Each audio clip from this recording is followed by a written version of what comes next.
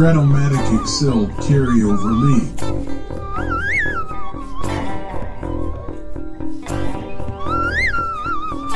Brought to you by the Shrimp Troll.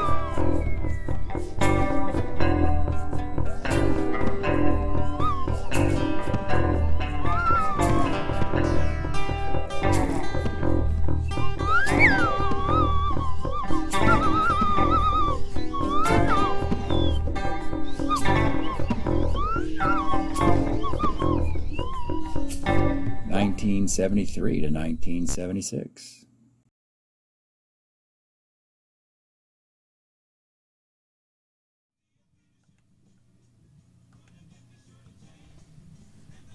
Welcome back, baseball fans. 1973-76 Carryover League. Today we are continuing, actually beginning, if you want to call this, a new round of interleague action. And it involves a game between Portland and Minnesota.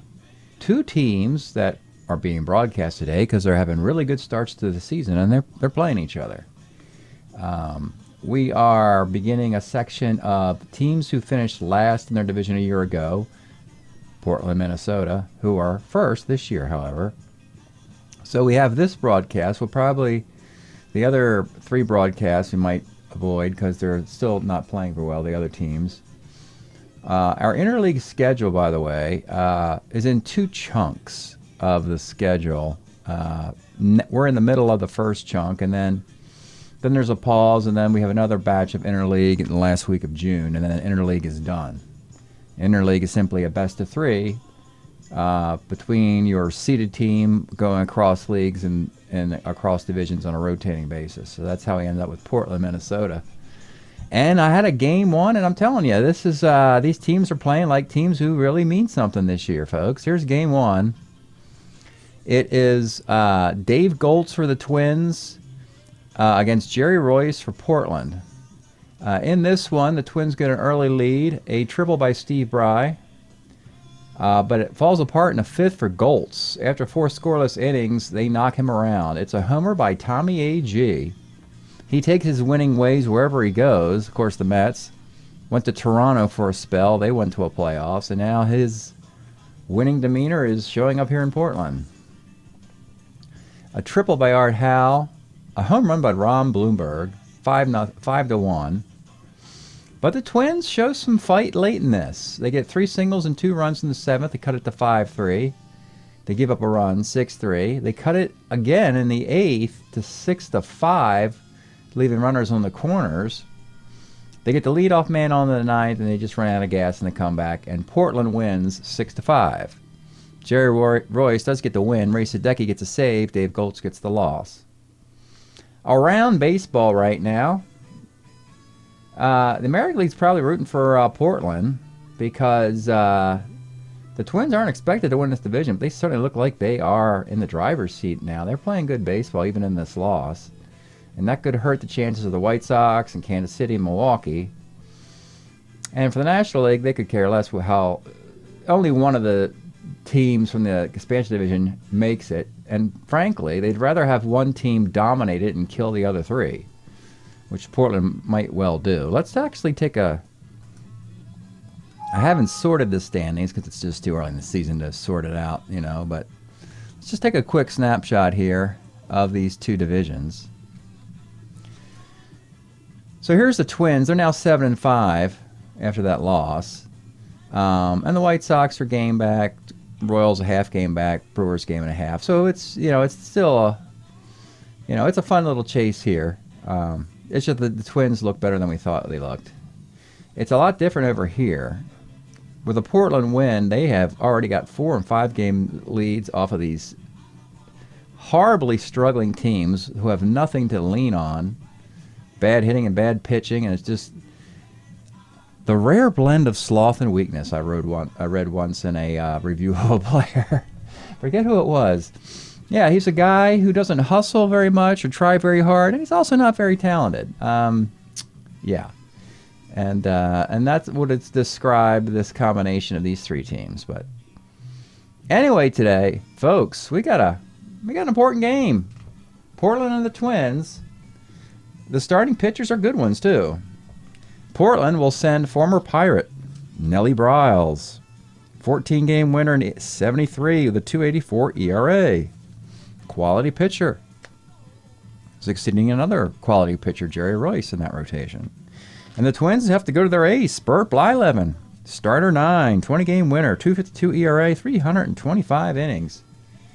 In the rarefied innings pitch air with like a Wilbur Wood, though he doesn't pitch on 2 days of rest. Pitches deeper into games, more innings, but not as many starts, I guess. Briles Blyleven, this should be a good one. Let's get started from the Twin Cities. Leading off, former Twin, Glenn Borgman.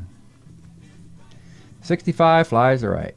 And when I say former Twin, I'm doing the Twins a service here, as I have seen now, I haven't done a scientific check on this, but a lot of Twin player cards are in our league all over the place. They can't keep all their guys. So, yeah, maybe they held on to Killebrew or Oliva and the old Twins too long, but for instance, Borgman, they have Mike Cubbage was a Twin on this team, the road team. We have Ray Corbin was a Twin. There's 3 Twins on their opponent they're playing today. So, interesting information there. Number 2 hitter Bernie Carbo strikes out. And Bob Montgomery, he also strikes out. Bottom of the first, it's Rod Carew. 46, 1 of 19's a base hit. Double-A stealer. He's going to take off. He's in there. Larry Heisel, 2-8. Grounds are short. Lyman Bostock, 310, flies to right. Phil Roof, 53, rolls to first. Top of 2, Ron Bloomberg. 2-7 is a grounder to first. And it's Danny Cater. 68 for Cater is a fly ball to center. And Tom McGraw. Better suited to be a first baseman, but he's playing left field. 2-7 rolls to first. Portland by no means is a Goliath. They just have had easy opponents and are playing well. They still have plenty of weaknesses on their roster. Nice bats, though, and good starting pitching. Jim Holt, 53, first. Soderholm, 45, lines to second. Tony Oliva, 111, flies right. We go to the third. Tommy A.G., 1-9. Flies to center. Mike Cubbage, former Twin, 4-4. Triple on 8 off Blyleven. It's a double. Gives his former teammate a wink at second base. Art Howe. 2-3 for Art as we pop to second. And with 2 outs, back up top to Glenn Borgman. 4-10, third X. Soderholm. 2E22. Makes the play. Bottom of the third. Bobby Darwin, 48, short X. Shortstop is Art Howe, 40-48. See, I told you they have weaknesses. But he makes the play. Hey, if your 40-48s are just going to play like Gold Glovers, then sure. Good luck with that. Dale Maxwell, 55, base hit. Rod Carew, back up top with 1 out. 1-6. Let's take a look at the card now. Here's Rod Carew's 1973 card hitting .350. 2 at second, double-A stealer. The only thing he would have in better cards, he hit at .388, of course, in 77. He's had power. He's had double-digit homers once in his career. But this otherwise is probably the best card he's had, or one of the best. He's hit .364, I think, once. He had a year where he was hurt, and he still hit .350-something. 1-6, double 1 to 12. He gets it. Second and third for Heisel. Minnesota needs a win. They need to roll this team. Larry Heisel, 6'10". Center X. In center field, you have AG. 3-6. Used to be at 2 a long time ago. Makes the catch. Wow, and with 2 outs and no sac fly either. Rolled the flat 8. Lyman Bostock, 1-5, flies to center, and they do not pick those runs up. A rare mistake by the Twins this year. It almost seems like they're flying on a magic carpet ride, and you just turn the cards over, you're going to make the right choice, whether to run or not. But not in this series so far. Bernie Carbo, 57's a K. Montgomery, 110's a single. Ron Bloomberg, 65, second C. Runner in scoring position for Danny Cater, who flies to center field. We got a couple of two-hitter, three-hitter going on here. Phil Roof, 3-6 is a K. Jim Holt, 1-7, rolls to first. Soderholm, 65, flies to center field. Top of the fifth, it's Tommy McCraw, 1-5, 1-12 is a double. Tommy A.G., 66, flies to left. Mike Cubbage, 410, center X, center fielder, is the outstanding Bostock, 2E5. He makes the play. And with 2 outs, runner at second. Art Howe, 58, he strikes out. We got a scoreless game. Bottom of the fifth. Let's pause a moment for station identification. This is the Shrimp Trawler video channel. Este es el canal de videos de camaroneros. Okay, bottom of the fifth. Twins got to get something going here. Tony Oliva, 3-6. Rolls a second. Bobby Darwin, 2-2. A strikeout and an injury. So they'll have to take out the right-handed corner outfielder and replace him with another right-handed corner outfielder from the same farm system. Steve Bry replaces Bobby Darwin.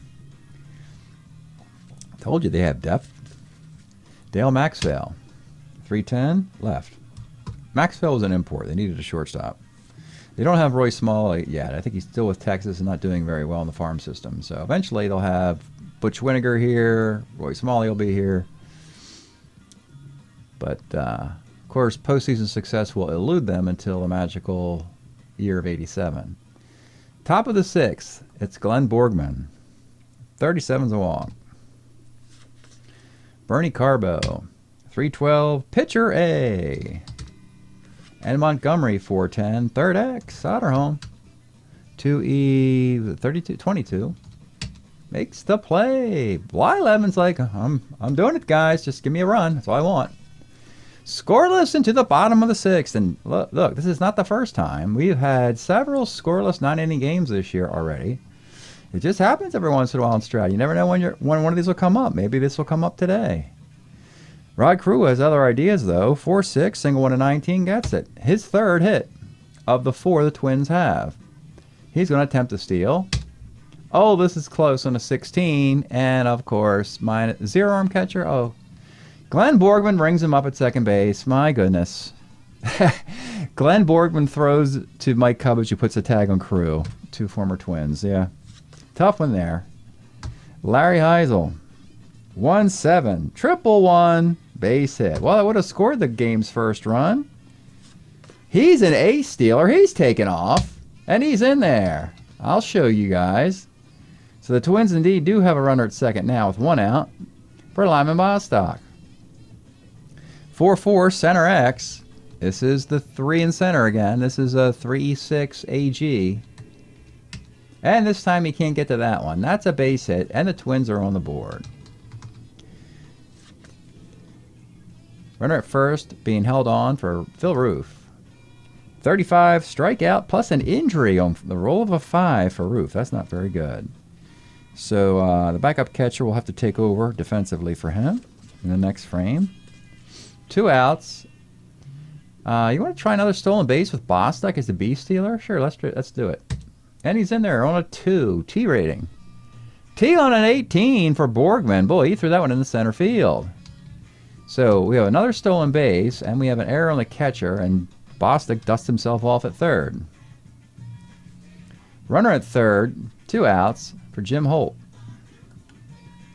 2-6, let's take a look at the Jim Holt card. 1973, 297, 11 home runs with the Twins. 470 at-bats, mostly known to be a pinch hitter, early DH. Did play for the Oakland A's. Got him a World Series ring. Had some hits in the World Series. 2-6 pinch hits in the World Series. 2-6, double on to 7, RBI single, and the Twins have a 2-0 lead. Eric Soderholm, 33, flies to right. 2-0 for Blyleven into the 7th. Now, we saw that the visiting Twins showed some fight late in their loss in Game 1. Let's see if Portland can do something similar. Put a scare into the Twins in these late innings. Ron Bloomberg, 57 is a K. Danny Cater, 2-6. There's a nice card. Let's take a look at this one. A 313 hitter for your Boston Red Sox in 73. Plays the corners. Frankly, it looks like a 320, 330 card at first blush. But that's a nice card for an expansion team to have. 2-6, double on a 5, and he gets a double. Tommy McCraw, 310 flies to right. And Tommy A.G., 210 rolls to short. Stretch time here in the Twin Cities. We are enjoying this Tapped Out LP by Motherlode. Some soul stuff here from 1970. About the artist. Yeah, let's find out about the artist. Formed in the late 60s in Ontario by Steve Kennedy. There you have it. There it is. When I Die, 1969 was their big hit. From Ontario. Well, a little bit to the north and to the east of Minnesota, but you get the idea. It's good stuff here. I like to say a lot of this stuff from the early 70s, the soulful stuff. From Minneapolis, a young Prince Rogers Nelson might have been listening to this. And that young man would turn into be Prince in the mid to late 70s, early 80s, and so forth, and beyond. Fun stuff.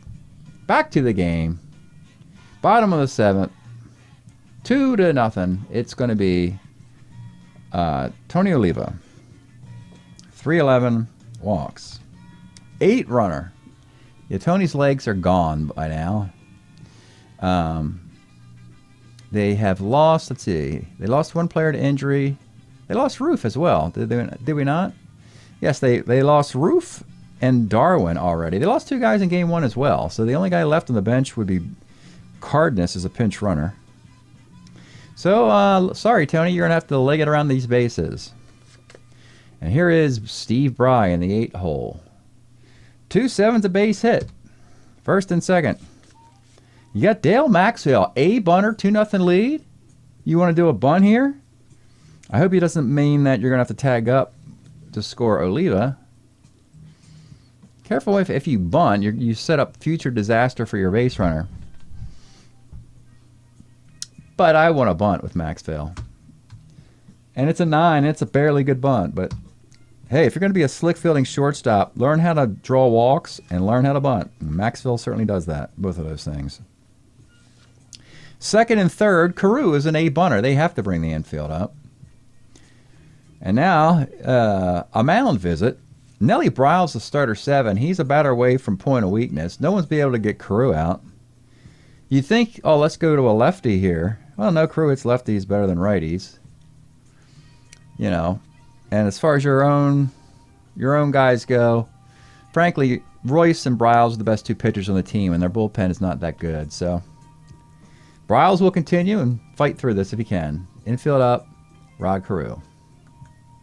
36, and of course, right on cue, single dot dot. That's a single dot versus a righty. Single dot dot versus a lefty.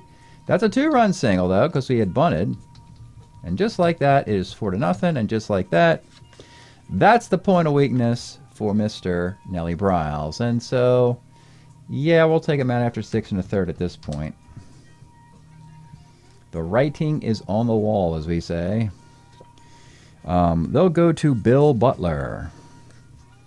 Guess who he pitched for, folks? If you said Minnesota Twins, you'd be correct. Yes, another one.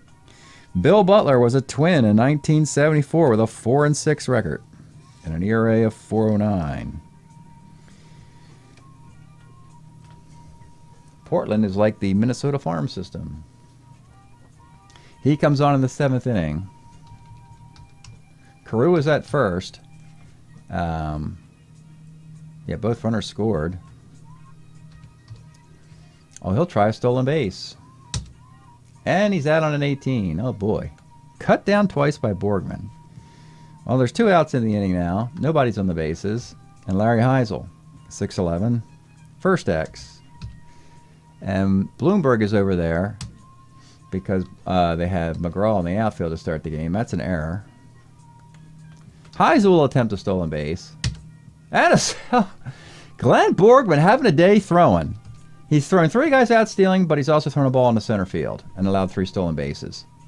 Speedy Twins trying to harass their former player. The inning is over. Matter of fact, the last 2 innings are over, and the Twins have scored 4 runs, but they've actually are gone 1, 2, 3, 4, 5, 6 for 6 for 9 at the plate in the last 2 innings. And that's it. They've only recorded 3 outs, but 3 other guys have been out on the bases, and they've scored 4 times. So they could have been more productive than that.